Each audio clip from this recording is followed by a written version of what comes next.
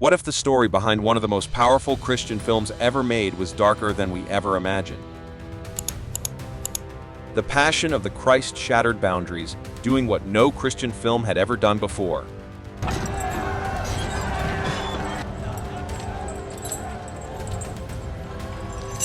But behind its haunting imagery, there's a side to this story that most people don't know. Something strange, something chilling, happened on that set, something none of us were meant to uncover. The whispers are still there. A strange presence, unexplainable coincidences, and eerie events that continue to haunt the cast and crew to this very day. What drove Mel Gibson to create a film that every major studio in Hollywood turned away? Why did he persist, even when the industry refused to touch it? Stay with us, because you're about to find out what happens when one man dares to cross boundaries no one else would, when a vision takes on a life of its own, and the supernatural steps in. Before a single frame was filmed, before the bloodied robes, before the Passion of the Christ became a worldwide phenomenon, there was only one man, Mel Gibson. Not the superstar most people recognize or the Oscar-winning director, but a man driven by a mission that no one understood and even fewer believed in. The truth is, this wasn't a project Mel set out to create.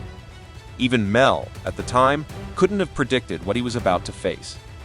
He had no idea that what would unfold before, during, and after this film would lead to life-altering experiences in ways he could have never foreseen.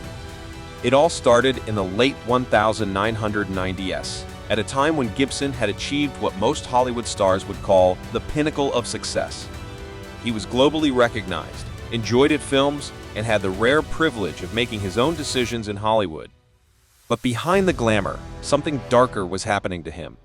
He was grappling with personal demons, addiction, depression, and an overwhelming sense that something crucial was missing in his life. He was teetering on the edge, and things got so bad that he started entertaining destructive thoughts. But in the midst of this darkness, something unexpected happened. Mel reconnected with his faith in a way that was anything but casual. It was a powerful, almost obsessive return. As Mel describes it, during a particularly low point, he hit rock bottom, fell to his knees, and cried out to God for help. From that moment, he began to immerse himself in the gospel, focusing especially on the parts about seeking divine aid, the very parts he had read when he was younger. It was from this deep dive into his faith that the concept for the Passion of the Christ began to take shape. Mel once said, "I was a bad man, a really bad man. My sins were the first to drive the nails into his hands. So, I felt a deep need to tell his story." Gibson became consumed with telling the story of Jesus Christ's final moments, not as a sanitized Hollywood rendition or a parable, but in its raw, unfiltered reality. And that's when the challenges truly began. To bring this vision to life, Mel threw himself into extensive research, studying scripture, learning about the Stations of the Cross, reviewing historical texts, and even exploring mystical writings, like the visions of Anne-Catherine Emmerich. He wasn't interested in interpretations. He was after accuracy, truth, and authenticity. If Jesus was going to speak, he would speak in Aramaic. If Romans were involved, they would speak Latin. There would be no English, no modernized dialogues, no sugarcoating. Nothing would soften the harsh reality of the story. But that's when the trouble started. When Mel pitched the idea to several Hollywood studios, they immediately rejected it. Executives politely listened to his pitch about a brutally realistic depiction of Jesus' death, entirely in ancient languages, with subtitles and no commercial appeal, and quickly dismissed it. They told him no one would ever watch a film like that. They refused to fund it. But Mel wasn't discouraged. He knew that if Hollywood wouldn't take it on, he would have to find another way. But he also understood that if he compromised on the details they demanded, the essence of the film would be lost. So, he made a decision that few would have had the courage to make. Mel Gibson made a bold, audacious decision to personally finance the entire project. He didn't just dip into his savings, he plunged a staggering $30 million of his own money into the production, with another $15 million set aside for marketing. There were no outside investors, no studio safety net, and absolutely no backup plan. The risk was monumental. If this film didn't succeed, It wouldn't simply be a failure, it would be a catastrophic disaster. But Mel wasn't fazed. For him, this film had transcended being a mere business venture. It had become a divine mission, a calling he couldn't ignore. He was on the verge of breaking every convention Hollywood had ever known. Then, Mel made another unexpected move that raised even more eyebrows. He chose not to cast the typical Hollywood celebrities. No A-list stars, no glamorous faces, and definitely no famous actors who might steal the spotlight. Mel wanted the film to feel ancient, almost ethereal, a story that would carry no traces of modern Hollywood. He was determined that the audience wouldn't be watching actors, they would only see Christ. This philosophy led him to Jim Caviezel, a relatively unknown actor at the time, who was a devout Catholic with a depth of intensity that Mel sought. Jim had mostly played supporting roles in the past, but he had the humility and the commitment to embody a role as monumental as this one. When Mel offered him the part, Jim didn't think twice. He was ready for the challenge, no matter what consequences might follow. In fact, after offering him the role, Mel reportedly called Jim back and warned him, "You'll never work in this town again." But Jim stood his ground, replying, "We all have to embrace our crosses. Jesus is as controversial now as he ever was." Not much has changed in 2,000 years. With that, Jim was cast, and the rest of the film's cast began to take shape. But Mel's choices didn't stop there. He made another audacious decision that would set this project apart from anything Hollywood had ever attempted. He chose to shoot the entire film in Aramaic, Latin, and Hebrew, with no subtitles during filming. His goal was to strip away any modern filter and immerse the audience fully in the experience.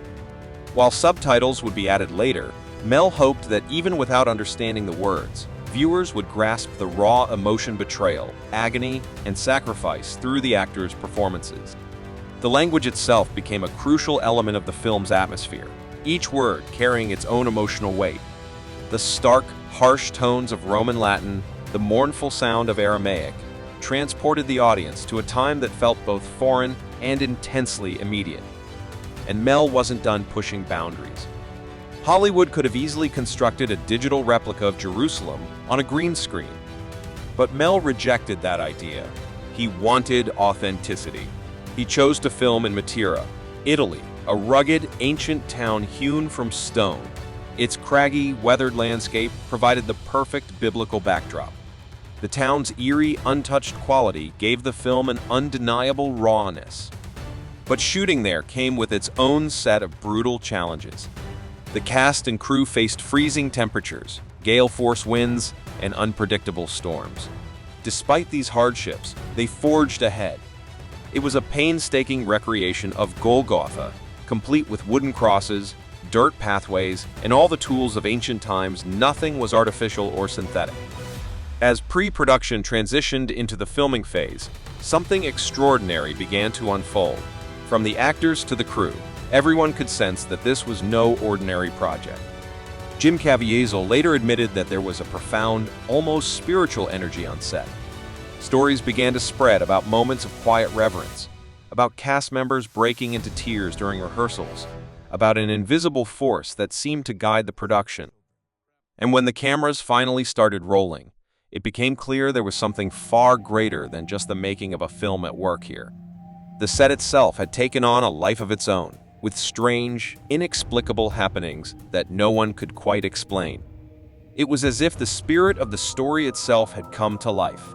From the moment cameras started rolling on the Passion of the Christ, something extraordinary began to unfold on set. This wasn't your typical film shoot. It was something much more intense and inexplicable. What was supposed to be a grueling, spiritually charged production quickly became something that defied explanation, something that still haunts many of those involved. And it all began with lightning. Jim Caviezel, the actor who took on the role of Jesus Christ, had already committed to an incredibly demanding physical performance.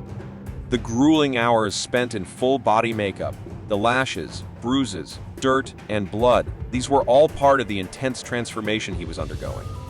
But what no one expected was that nature itself seemed to turn against him. During a particularly intense scene on the hill of Golgotha, as Jim stood on the cross, a bolt of lightning struck him. The crew was frozen in shock, No one could believe their eyes. The jolt threw Jim off balance, causing him to bite through his tongue and cheeks. What followed was even more unsettling. The strike led to 2 heart surgeries, including an open heart procedure and a long road of recovery with heavy medication. But it didn't end there. A few minutes after Jim was struck, the unthinkable happened again. Lightning struck once more, this time hitting the assistant director, Jan Michelini. He had already survived 1 strike earlier in the shoot, and against all odds, he survived again. 2 lightning strikes on the same set, during the same shoot, in the same location. Scientists would call it extremely rare. But those on set couldn't help but wonder, was it a sign or was it a warning? But the strange occurrences didn't stop with lightning. Crew members began to whisper about a mysterious presence on set, not something visible, but something they could feel. Some reported feeling dizzy, nauseous, or overwhelmed with emotion, particularly during the most harrowing scenes, the brutal scourging, the carrying of the cross, and, of course, the death scene. Even Mel Gibson, known for his intense focus and composure, was seen walking off set, his emotions getting the better of him. Some claimed he was praying, others said he was moved to tears. The filming location, Matera, Italy, wasn't known for dramatic weather. Yet, throughout the production, the weather grew increasingly unpredictable. Mornings that began with clear skies would suddenly turn into dark, menacing clouds by midday. Then, just as quickly, the skies would clear again, only for powerful gusts of wind to rip through the set, knocking over equipment and tearing tents from the ground. It seemed as though the weather itself was acting unpredictably, almost like a force of nature aligned with the intense emotions of the film. As for Jim, his experience on set became more than just an acting challenge. It was as though he was living through Christ's suffering. During the scourging scene, the whips had been carefully designed to avoid striking his skin. But in one take, the angle shifted, and one of the barbs caught Jim's back, leaving a brutal 14-inch scar. And the physical toll didn't stop there. While carrying the massive cross, Jim slipped and dislocated his shoulder. It seemed as though the role was demanding not only his acting, but his very body and spirit. The intensity of the film, the spiritual weight of the story, and the strange happenings surrounding the production all contributed to an atmosphere that felt far beyond anything a typical movie set could contain. In a startling revelation, it was reported that some of the screams you hear in the final cut of The Passion of the Christ were not just actors' performances, they were entirely real. Makeup artists later admitted that some of the bruises appearing on Jim Caviezel's body during filming were not makeup effects, but actual injuries sustained during the intense scenes. The makeup artists themselves could barely tell the difference. To make matters worse, Jim also contracted hypothermia while filming the crucifixion scenes, which were shot under cold, stormy conditions. His body endured extreme physical stress, exposure, and strain, pushing him to the very limits just as the character of Christ had been pushed to his own limits. But what's truly eerie is the coincidence, or perhaps something more than that. Jim Caviezel's initials, J.C., exactly the same as Jesus Christ's. And as if that wasn't enough, Jim was 30 years old during the filming, the same age Christ was when he was crucified. Was this simply a coincidence, or was there something far greater at play here? Yet, it wasn't just Jim who was affected by the unusual happenings on set. Several cast members began to report falling ill during or after filming some of the key scenes. There were reports of sudden fevers, sleepless nights, and haunting nightmares that seemed to plague them throughout production. But Mel Gibson, the director, never publicly acknowledged these strange events. Those who were closest to him, however, saw a significant change in his behavior. He became more withdrawn, more focused, and increasingly serious. It was said that he began each day with prayer, often seen pacing in the early mornings, Bible in hand, muttering verses under his breath. It was as if the production itself had transformed into something far beyond a mere film. It felt like a spiritual battleground. The set itself, many began to believe, was not a place for just actors and crew, but for forces much older, forces of good and evil. Mel himself viewed The Passion of the Christ not merely as a movie, but as a weapon, a spiritual one. He was convinced that what had happened on that set wasn't just filmmaking. It was something intense, something unexplainable. When The Passion of the Christ finally hit theaters on February 25, 2004, it didn't just open quietly. It detonated like a bomb. Hollywood, having turned its back on Mel, watched with a mix of anticipation and skepticism. Critics were sharpening their knives before the film even premiered, while some religious leaders braced themselves to either defend or harshly condemn it. But nothing, absolutely nothing, could have prepared the world for the firestorm that followed. Unlike the typical movie premieres, there was no red carpet, no celebrity interviews, no late-night talk show appearances, and no flashy ads. Mel took a radically different approach to marketing. Rather than relying on mainstream marketing machines, he turned to a far more organic and passionate route. He took the film straight to the churches. Evangelical leaders, Catholic priests, and Christian influencers were sent early cuts of the film. They became his allies in spreading the message, helping to generate buzz and anticipation in places that mattered most. The result was a tidal wave of controversy, but also an unparalleled level of fervent support from religious communities. The film became not just a movie, it became a movement. Private screenings for The Passion of the Christ were held far from the glitz and glamour of Beverly Hills. Instead, they took place in the humbler confines of church basements and conference halls across the United States. As pastors took to the pulpit, endorsing the film and describing it as the most powerful depiction of Jesus ever captured on screen, something extraordinary began to unfold. The faith community rallied together in a way no one could have anticipated, propelling the film into something far bigger than a simple movie release. Church groups began organizing massive outings, booking entire theaters to see the film, and even arranging buses to transport congregants. Sermons were specifically tailored around the release date, and for many Christians, watching The Passion of the Christ wasn't just about enjoying a movie, it became a profound spiritual event. The film quickly transformed into more than just a cinematic experience. It became a communal, almost sacred event, and Mel Gibson's controversial project exploded into one of the most monumental cultural occurrences in movie history. The numbers were staggering. Analysts were taken aback when the film opened on Ash Wednesday and grossed an impressive $23.5 million on its first day. By the end of its opening weekend, The Passion of the Christ had earned about $83.8 million, smashing records and becoming the biggest February debut in history at that time. And the success didn't stop there. Despite being an R-rated, subtitled, ultra-violent religious film with no Hollywood A-listers, The Passion of the Christ continued to draw in massive crowds. By the time it left theaters, it had earned over $370 million in the United States alone and over $611 million globally, making it the highest-grossing R-rated movie ever at the time. What was supposed to be an independent, risky project had defied the odds and become a global phenomenon. Yet, the film's success came with a storm of criticism. Before it even hit theaters, The Passion of the Christ was already stirring up controversy. Jewish organizations, including the Anti-Defamation League, voiced strong concerns, accusing the film of promoting anti-Semitic themes. Their primary worry was the long-standing accusation that the Jews were to blame for Jesus' death, a claim that has fueled centuries of anti-Semitic sentiment. Abraham Foxman, the national director of the Anti-Defamation League, expressed his concern bluntly.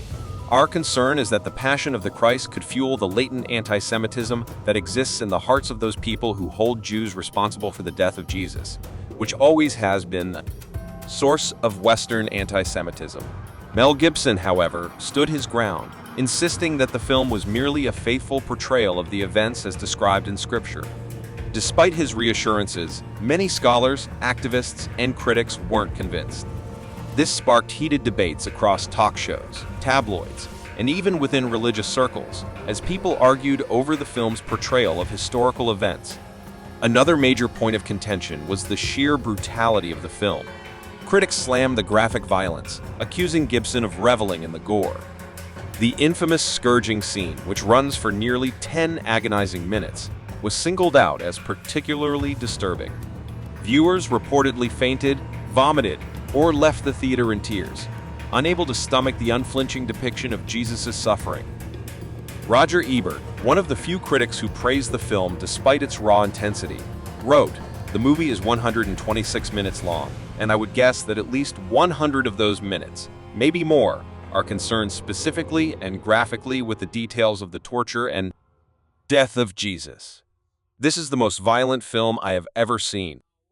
David Anson, another critic, shared a similar sentiment, writing, "Instead of being moved by Christ's suffering or awed by his sacrifice, I felt abused by a filmmaker intent on punishing an audience for who knows what sins." Through it all, Mel Gibson remained largely silent, refusing to engage with the barrage of criticism. He decided that the film itself would speak louder than any words he could offer. The result was a cultural wildfire. The Passion of the Christ became a global sensation that resonated deeply with millions, while simultaneously igniting some of the most intense debates in modern film history. Internationally, The Passion of the Christ ignited just as much fervor and controversy as it did in the United States.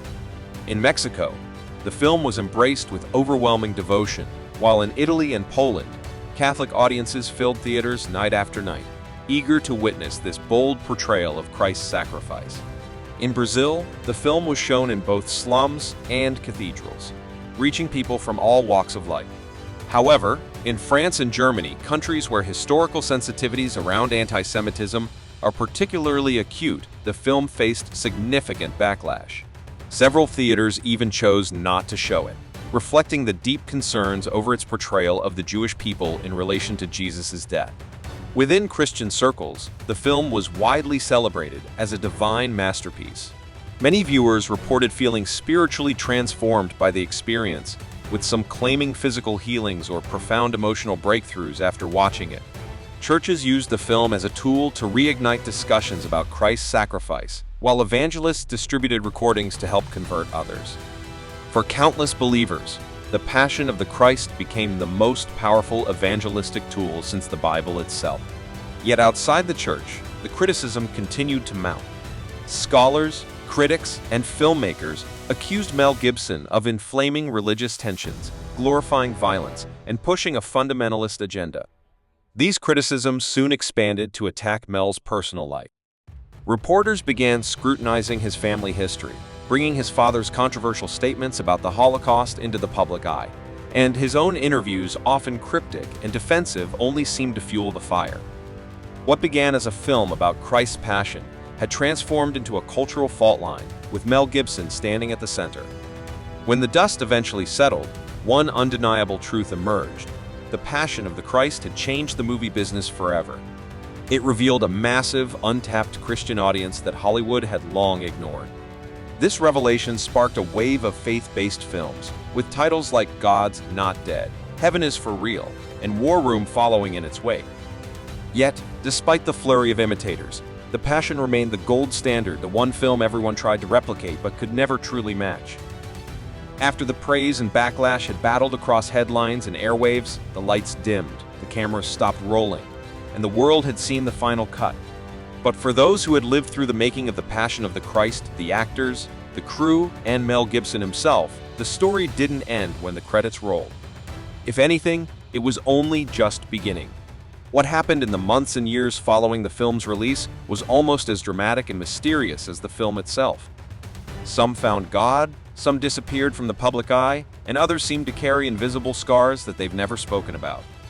As time went on, a haunting pattern began to emerge, a pattern that those closest to the project either couldn't or wouldn't discuss. Let's start with Jim Caviezel, the actor who took on the role of Jesus Christ. Before The Passion, Jim was on the rise in Hollywood. He had starred alongside Jennifer Lopez in Angel Eyes, earned critical praise for his role in The Thin Red Line, and held his own next to Dennis Quaid in Frequency. Hollywood had pegged him as a reliable, clean-cut leading man with great potential. But after taking on the role of Jesus, his life changed in ways no one could have predicted. Following the film's massive success, one would have expected Jim's phone to be ringing off the hook with offers for new roles. But instead, something unexpected happened. His career stalled. The calls didn't come, and the roles didn't pour in. In fact, the opposite occurred. His career seemed to chill almost overnight. Some in Hollywood reportedly labeled him as too religious, while others found him difficult to work with. Over the years, there have been whispers within the industry that Jim was, in fact, quietly blacklisted. His association with Mel Gibson and his portrayal of Jesus had made him radioactive in certain Hollywood circles. The very film that had propelled him to fame also seemed to cast a shadow over his career, leaving him at a crossroads. In a candid interview, Jim Caviezel shared, "All of a sudden, I stopped being one of the 5 most popular actors in the studio, and I hadn't done anything wrong. I just played Jesus." But here's the twist. Jim insists he has no regrets. In fact, he said that if he had the chance to do it all over again, he would. This film wasn't just another role, it was a calling. Jim leaned into his faith in the years following the Passion, taking on Christian-themed roles and speaking at religious conferences. He's often deeply emotional when recounting the experience, describing it as spiritually transformative.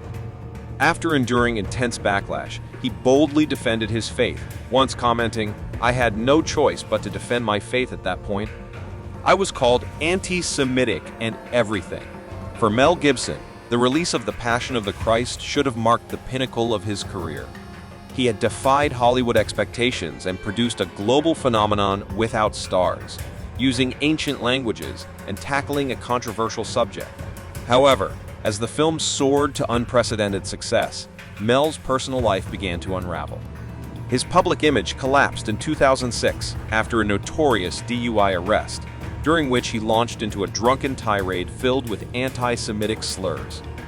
This moment shattered his reputation and marked the beginning of a series of scandals, tabloid meltdowns, leaked phone calls, and accusations of inappropriate behavior.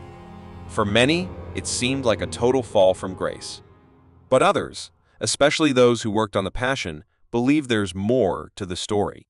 They suggest that the film profoundly changed Mel.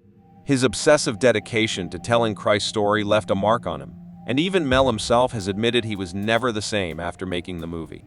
He's hinted that the backlash, both professional and personal, may not have been entirely natural, that it was somehow tied to the extraordinary nature of the film. Despite everything, Mel has remained resolute in his belief that The Passion was a divine assignment. He continues to refer to it as the work of his life and has quietly been working on a sequel, though details remain tightly under wraps. But here's the strange part. Despite the success and the overwhelming attention, Mel rarely speaks about The Passion anymore. Those closest to him say that certain aspects of the film's journey remain completely off-limits. It's as if the experience has become too sacred, too personal to revisit. And Mel and Jim weren't the only ones affected by the making of the film. Behind the scenes, many of the crew had experiences that they struggled to explain. According to reports from those on set, several crew members found their hearts changed. Some even began reading the Bible during breaks. Extras, technicians, and caterers, people whose names may never have made it to the credits, shared stories of dreams, visions, or inexplicable emotions during filming. Some crew members reportedly confessed their sins and asked for baptisms while production was still underway. One of the most profound experiences came from Luca Lionello, an actor who portrayed Judas. A former self-proclaimed atheist, Luca converted to Christianity after the experience he had on set. What's even more curious is that many who were involved in the making of The Passion still refuse to speak about it, even 2 decades later. Some actors with minor roles, like Roman soldiers or townspeople, have repeatedly turned down interview requests, and crew members have reportedly expressed discomfort with revisiting the experience. Journalists who tried to reach out to insiders encountered an eerie wall of silence. There are no scandals, no crimes, just silence. But for those who do speak, the consensus is clear. The filming of The Passion was a deeply spiritual, overwhelming experience, unlike anything they had ever encountered before. For those who refuse to speak, some speculate that the emotional and spiritual weight of the story, coupled with the intense nature of the filming, created a sacred space that they're reluctant to disturb.